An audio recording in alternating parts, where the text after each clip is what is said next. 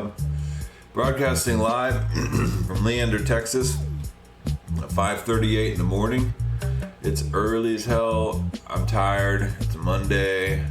Gotta get up, get my ass to work this morning, and do the deal, man. Hit the chain gang. Got my commute in the morning. I gotta get gas on the way to work. It sucks. It's like one of these adulting things. You gotta remember to get gas and fill your tank up before you have to wake up early in the morning and do a commute. And when you forget, you're just like, man, it's like you almost are on your way, and then you gotta stop and pull over and get gas. And you're just like, man, seriously? Got my long ass commute. Anyway, enough bitching for the day. This is my video blog, aka crypto show, and obviously I'm not a professional, and I don't know a whole lot about crypto except what I've been picking up and learning on the interwebs, and basically been documenting it. And so obviously I'm not a financial professional and I can't give financial advice, and you don't want it from me anyway. And but I will look into the fundamentals of some projects, and that's what I do, and do it all in one take. And I don't really shill anything because I'm not sponsored by anybody, so you can be guaranteed it is definitely objective device. That being said, here I go. Let's look at Transaction Street here. This is how I like to start off the shows now. I do this every Monday morning, or every morning period, not just Monday, but every single morning. I have not skipped a beat since February 6th. And then before that, I was broadcasting since October 24th, 2020, just trying to figure out which times worked best, and I would kind of broadcast whenever I could. But now I'm doing it every single morning, and it kind of motivates me to get a little bit of research done every single day in this cryptocurrency space.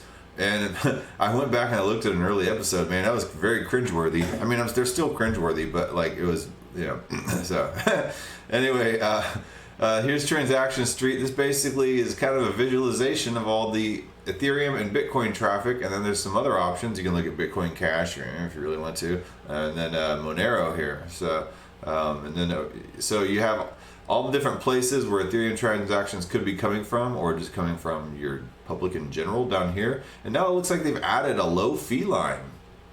So interesting. And okay, this is also interesting too, to me anyway. I had no idea what a meme pool was. I'd been seeing that word everywhere, M-E-M pool, meme pool. And I was like, man, I gotta look up and see what the hell a meme pool is. Well, a meme pool, hold on real quick, is this little waiting area where transactions are waiting to be done. And people talk about the size of the meme pool to allow more and more transactions.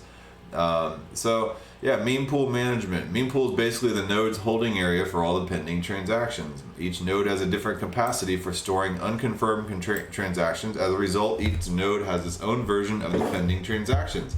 This explains the variety of meme pool sizes and transaction counts found in different sources.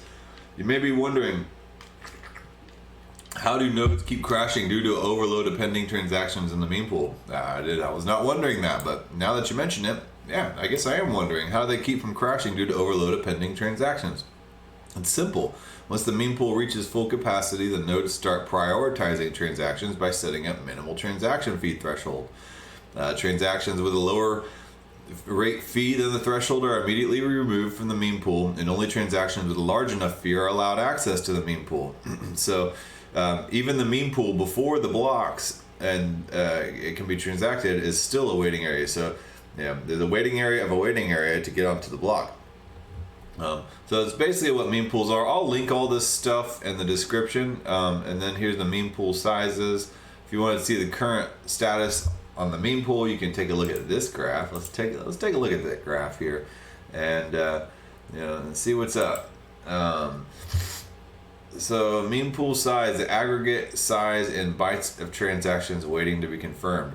And as you can see, the gas price, okay, you may know that the gas prices have gone down on Ethereum recently, and everybody is throwing all these attributions as to why the gas prices may have gone down.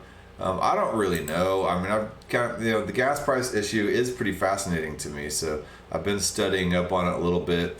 They've added low fee lines. They've added, well, a lot of people are saying it is Flashbots and the miner extracted value, and then it is other options like Binance Smart Chain and Solana coming up, and then it is the gas limit that has changed. I'll go over what those means here in a second, but I want to take a quick look at DApp radar here. Gas is going down because all the dope dApps are on other chains now. So let's see, go to DApp radar. This is a handy little DApp or website. This actually is not really a DApp because it doesn't have Web3 functionality, but let's check it out. So as you can see, there's a lot of applications now on other smart chains like Binance Smart Chain, Wax, EOS, Thundercore, okay, Hive, Steam. Of course, the majority of apps right now are on Ethereum. High risk, Hex, Ultron Cash, Tesla 200, Tron Case, Forsage. I like how Tron has the majority of like major high risk stuff. And then of course Hex. Yeah. Oh man. I used Hex. It's actually not that bad.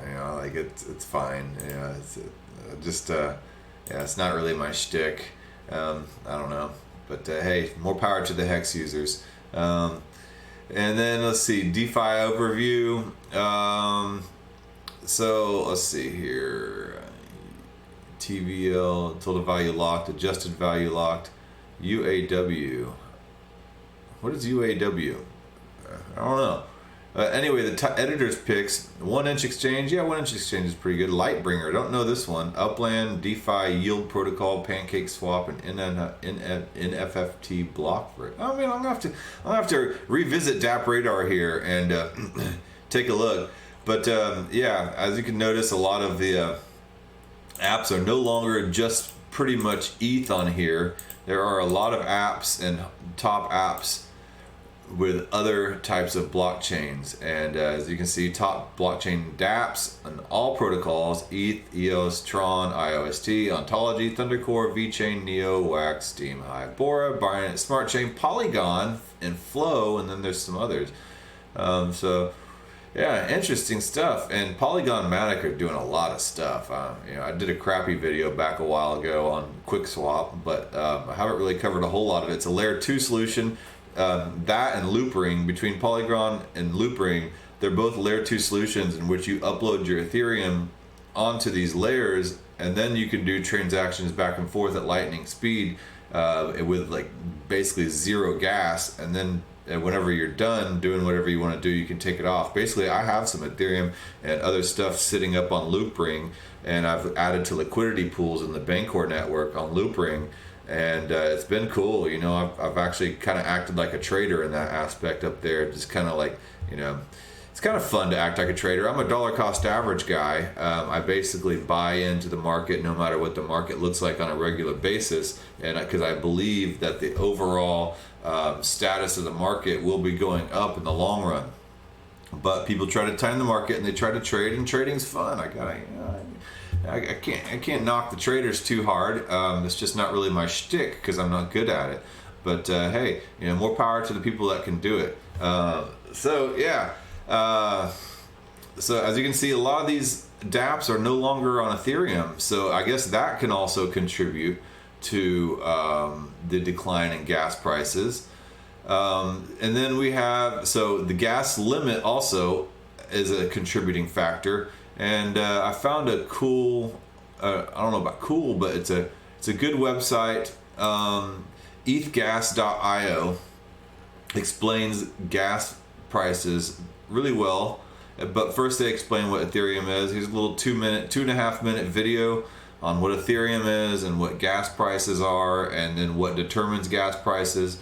And it kind of will help you understand this whole deal about Ethereum and the gas prices and the gas limit. Now I understand what gas miners are. Gas prices are. Gas prices are basically the tiny little bit of Gwei, and Gwei is like Satoshis. Satoshis the denomination of a whole Bitcoin. Satoshis are the fraction, and Gwei are the fraction of an Ethereum. Because an Ethereum coin is like over $2,000 right now. Obviously, not somebody's gonna not pay a miner 2,000 one Ethereum or anything like that. It'll be like 0.00 8 Ethereum, or lately it's been like 0.05 Ethereum or 0.02 Ethereum. Well, 0.05 Ethereum is like around $100, 0.025 around $50-ish. You don't want to give a miner that much to run your transaction. So Gwei is the fractions of the Ethereum, and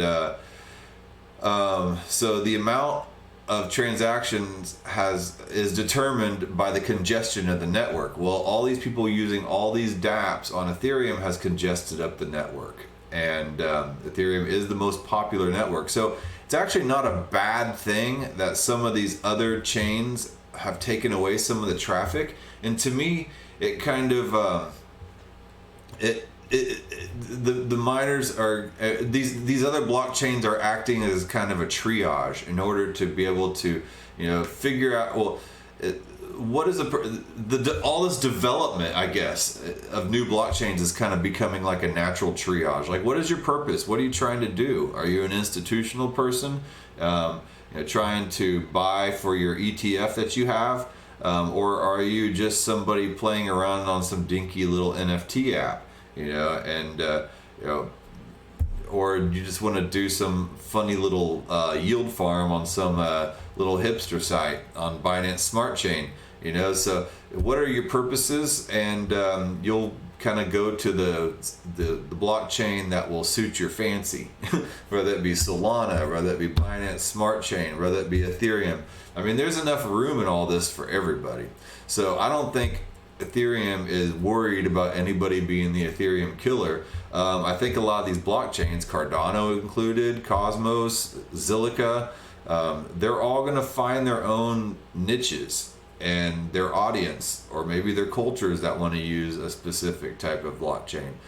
So I don't think Ethereum's threatened at all, and it will help alleviate some of this traffic that has been built up. Right now, the only two blockchains that are dealing with high traffic that have competitive and basically bribes to get their transactions through to the miners, because you have to pay the miners in order to get your transaction through, and the higher you pay, the faster your transaction will go through. The only two blockchains that have this phenomenon going on right now are Ethereum and Bitcoin. So there's a lot of room for all these other blockchains to help build up their traffic congestion problems so they too can jump in the space with Ethereum and all its bad traffic. It's like a city, New York City shouldn't be the only city with bad traffic, well, Austin, where I live, has its fair share of terrible traffic. It's because the population grew a lot faster than the infrastructure. And so it's kind of what's happened with Ethereum. The population of Ethereum grew faster than the infrastructure did, and now they're working on Ethereum 2.0, and EIP 1559 will make all this irrelevant because it'll set a base fee for the gas. But that's getting ahead of myself. So yeah, all these other basically little cities, we'll call these other blockchain cities, are going to help alleviate some of the population wanting to use these platforms, and Ethereum being the only dog in town, because New York City is not the only city in the United States. Now there's a bunch of other large mega super cities around the United States with big freeways as well, and it hasn't taken away from New York City. New York City is still a big and powerful crazy city, but now there's a bunch of other big and powerful crazy cities around the world, around the world too. So you kind of get my drift, right? Ethereum is not going to go out the door just because other smart chains and blockchains have popped up. Another thing too is Binance. It's centralized. Binance will never be Ethereum. And even if it has low fees and all that stuff, there's a certain market that will never go to Binance. To me, almost Binance seems kind of childlike compared to a lot of the stuff that Ethereum is doing, but that's just my opinion, man. So anyway, and then they set a gas limit. A gas limit is how much you estimate, or the computer estimates for you, a job will take. And if you put in a job that takes more gas, and the traffic is congested enough where it takes more gas than the job will allow, then the transaction will fail and you'll lose your gas money, basically. But if you get the job done and under what the limit says, then you'll get some gas back. And this has been raised, I think, from 12 to 15 a million gas. So I think that is helping as well. So a lot less failed transactions. And so you have other blockchains offering their services to take the traffic away from Ethereum. You have the gas limit being raised. And then you have what's called Flashbots and miner extracted value. A few videos back, like maybe a week or two back, I did a video on front running. And what front running is basically somebody takes like a miner or somebody watching the internet, some kind of bot will look at transactions coming through, and this is like a plague on Uniswap, or it was. Will find a transaction that is pretty high value, and then they'll put a transaction in front of it as a higher value to drive up the price as much as they can before the transaction that will come after it. And then they put in another transaction right behind that unknowing transaction right there in the middle, dropping the price. So what they do is they create like an arbitrage opportunity where they drive the price up first with their first transaction, they front run it, and then the price is up, and then the second transaction comes through with that poor person in the middle, and then they sell what they bought right before that poor person, and they create a little profit opportunity, and they're able to make some money that way. Well, it's a tiny bit of money, but when you add up a ton of them, it's like a bunch of ants, you know. It creates a powerful phenomenon, and somebody can make quite a bit of money from that. The miners can, and it's kind of like legalized pickpocketing. Well, they were trying to propose, and Andre Cronje wrote a whole article on this, and I covered that in that past front running episode. But it's basically legalized pickpocketing, and he's trying to say, well, it's going to happen. And not him, but the miners are trying to say, well, it's going to happen anyway, so we might as well formalize this and stuff like that. And I say, well, okay, yeah, that's like the city of New Orleans going and saying, well, pickpocketers are going to be there anyway, so might as well make them file for a pickpocketing license. It just doesn't make sense, but looks like something like that is happening anyway, and there is a kind of a compromise. It's called Flashbots. And what these Flashbots do, first of all, let's take a quick look. I am mining on this computer here. So I was starting to get ahead of myself. I want to explain how this works. I have two NVIDIA RTX 2060 GPUs, and I'm mining, and it doesn't give me a whole lot. Maybe give me 0.05, like $100 or so, like every 2 weeks, and that's not bad, whatever, I'll take it. My computer's on all the time anyway. It doesn't really drive my power bill up too much, and it gives me a little bit of ETH to play with. Or at least cover some gas fees. But yeah, so here it is. But now, if you see right here, our Ethereum pools show MEV rewards if they were included in the block. What is MEV? Miner extracted value is what that is. What are MEV rewards? How is it distributed? MEV stands for miner extracted value. Ethereum mining pool could get extra profits by including some special arbitrage transactions in the blocks. This is an automated process that is possible thanks to peer-to-peer exchange platforms. DeFi, when the fund swap is done without a centralized exchange. Specialized software can watch the incoming block transactions in the blocks to seek opportunities to step in the middle of a chain of token transactions and profit from the exchange rate difference. Basically front running. Yeah, Video Tuber says, and I'm heating my house. Yeah, well, at least I'm heating my office. But I live in Texas, so recently it's been kind of cold. But in the morning it's a little chilly. MEV transactions are already being included in two miners, Ethereum pool blocks, bringing the increased revenue for the miners. You don't need any additional settings for your mining software to get MEV rewards. So basically, this is kind of structured pickpocketing, licensed pickpocketing. But whatever, it's done in a way because the miners with all this stuff going on with EIP 1559 are going to lose a lot of profits. And I don't want to judge the miners, and say that they're being greedy like a lot of people are. They're pointing the fingers, and the miners are getting defensive, and then it's becoming a big old, you're bad, no, you're bad type of conversation. Miners have a livelihood. They want to support themselves, whatever. It's all business, right? Everybody's here to make a profit. And their livelihood is being taken away by EIP 1559. Now, for the rest of us, EIP 1559 is going to be great, and it's going to put in a deflationary structure into Ethereum. And I think basically the equivalent of like 3 halvings are going to be coming up in the next year here for Ethereum, and it's going to be insane. So I'm holding on and building up as much Ethereum as I can. Not financial advice, but it might be a smart thing to do, because I think Ethereum is going to be doing very well. But that being said, that's a total aside. So basically, miner extracted value is structured and front running, which is Flashbots. Flashbots are basically, so what was happening is all these miner extracted value transactions were clogging up the network. As you can see, the miner extractor rewards are shown here.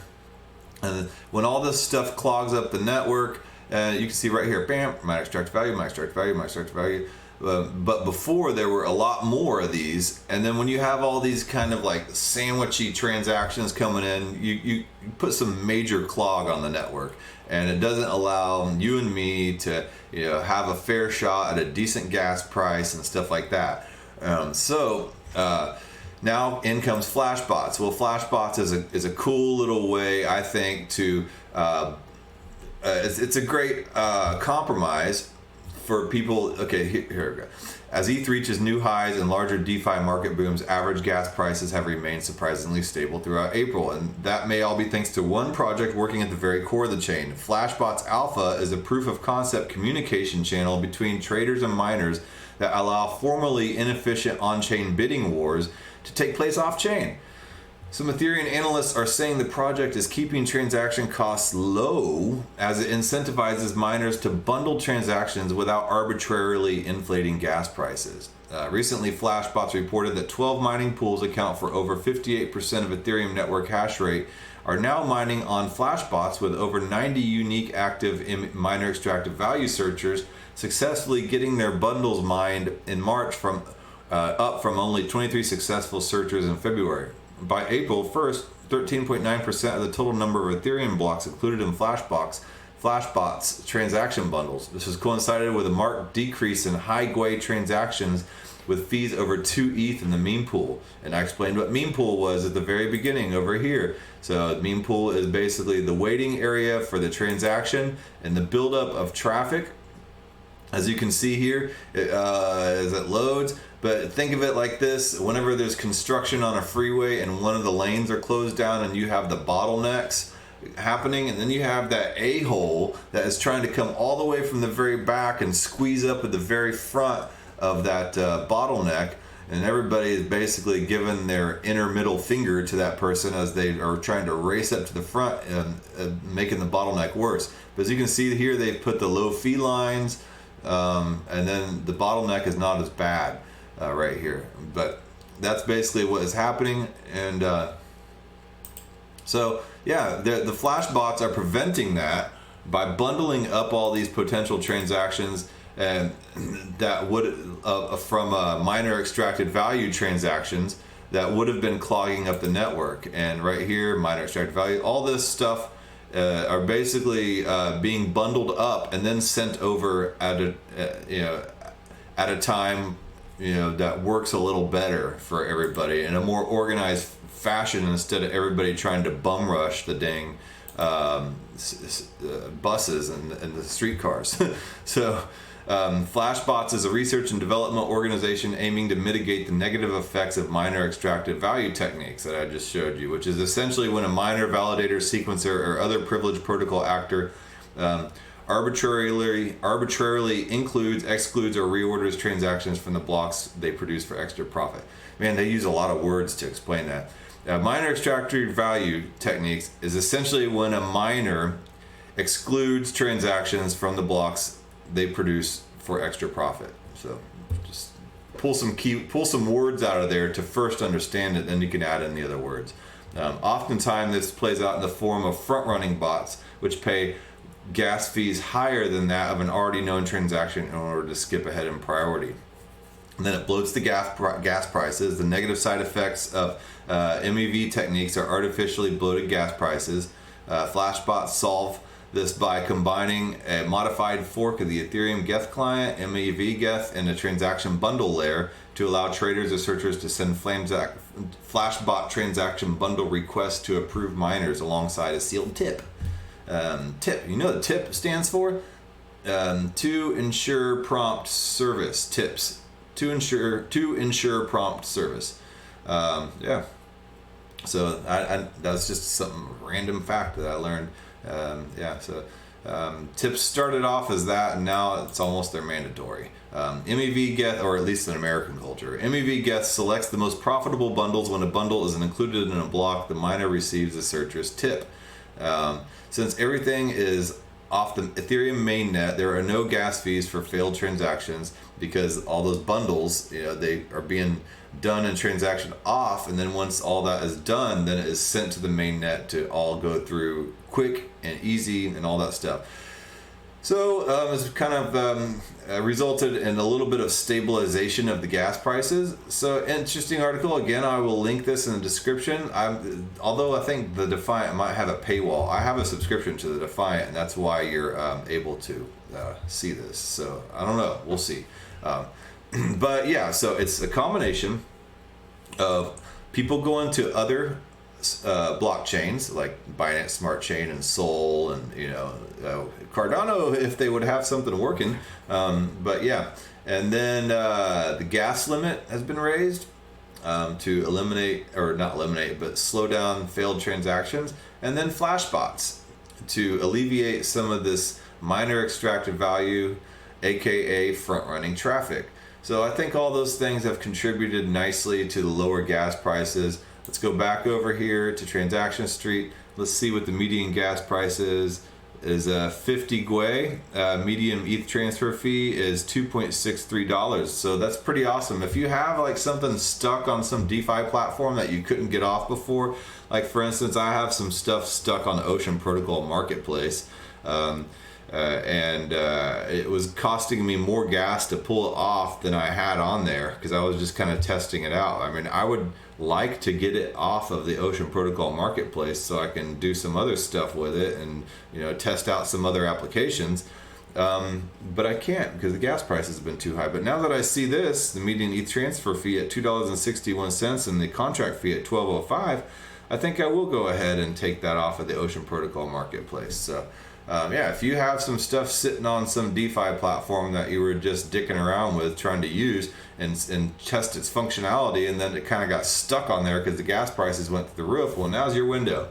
And hopefully this window sticks around until EIP 1559 gets put into place. So yeah, that's that. Let's take a quick look. Just real quick, I didn't do the whole, let's look at the prices for the day.